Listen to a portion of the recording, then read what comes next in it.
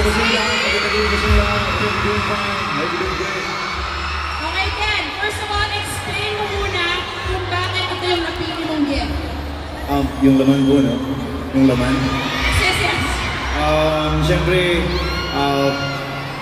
I want to really go sa music, so I've decided na to give this to someone na mahilig din sa music, and you know, like, music is an escape para sa aming mga music artists, and talagang nagbibigay ng saya sa amin, so I've decided na magbigay ng ganitong gift para sa kanya, so... Okay, I think we are ready to find out kung kanino mo ibibigay. Sino ba ang nabunot mo, Ken? Okay po, kay Stell po, kay Stell.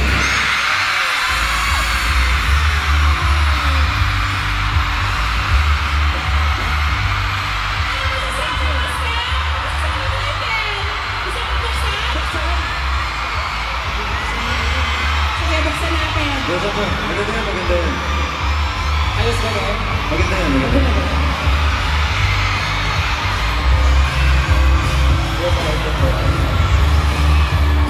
Ito ay, oh wow, earphones! Ang ganda! Yes, sir. High quality na. Okay.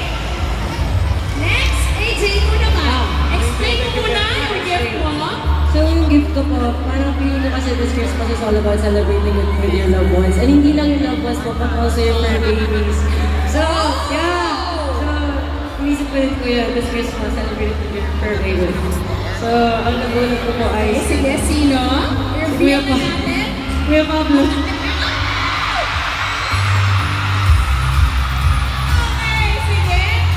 Do you want to open it, Pablo? Gusto mo buksan? Isa na yan, Kuya Pablo. Ang thoughtful naman. Ang cute! Oh my gosh, AJ, sobrang cute! So cute. Tamang-tama, meron akong choker. Ang cute naman. So thoughtful! Okay, ikaw naman, Pablo. Sige, explain mo yung gift mo. Ito naman pong gift ko, every time na ginagamit ko to, parang meron akong peace of mind. Tapos parang akong napupunta sa ibang mundo. So, sana ako pag ginamit to ng pagbibigyan ko. Ganun din yung mapil niya.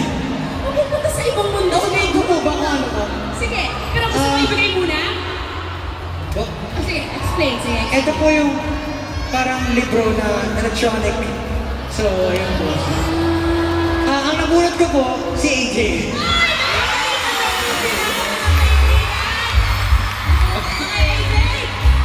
Gusto ko yung literal na exchange gift. Exchange gift talaga. Ano yun? Yun ang total exchange gift.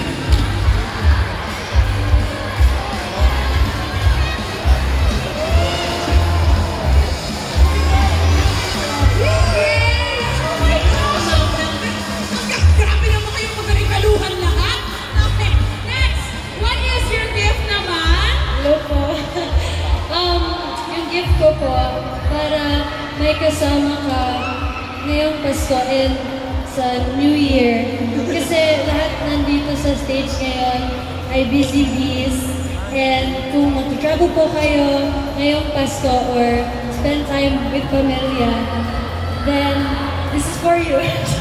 Sir, I bunot. What did you bunot, sis? Justin!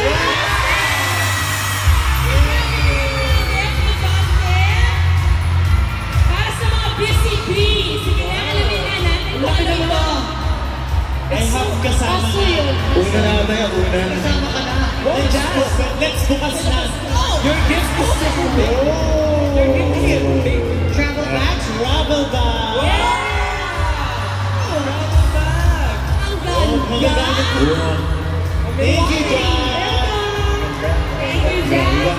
Okay, next step. Go ahead. Dalawa. Generous. Sabi nila, di ba, pag Christmas, it's all about giving. So, yung bibigyan ko nito, napakaswerte niya kasi parang nabuhos ko ata yung pagmamahal ko sa gift na yun. Kasi effort, grabe yung effort. Tama tayong dalawa siya, no? Saka dalawang regalo yung binalot, yung time and effort, grabe. Totoo yan. So, yung laman ko nito, this is something na talagang kinakagiliwan ko ngayon, which is mag-unbox ng mga to. Alam mo na. Alam niyo na to, ano ba ina-unbox ko, diba? Mahilig ako mag-unbox. And I think yung nabunot ko, this is something na gusto niya ring matry, mag-unbox ng ganito.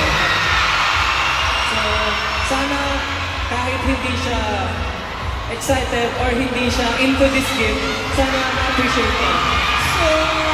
So, ang nabulong ko po ay si Ken.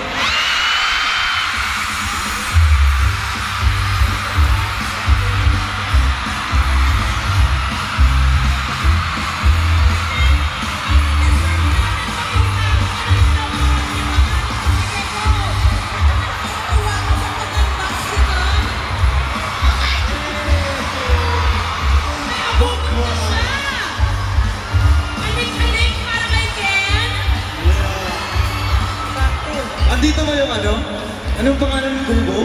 Wala. Ah, wala? Okay na yan, ikaw naman na yung Google mismo. Namimili. Ayun, meron pa isa.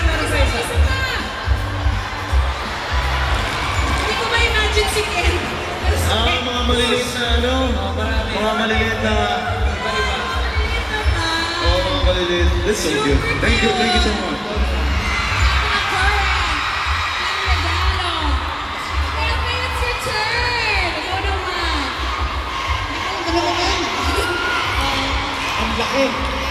Grabe. Ito po, may letter dito sa loob kasi gusto ko po yung pagbibigyan ganito is magkakaroon po siya ng very sweet, warm, and Christmas na makakapag-ipon siya ng maraming memories. So, yung nabunot ko po is si Kuya Josh po.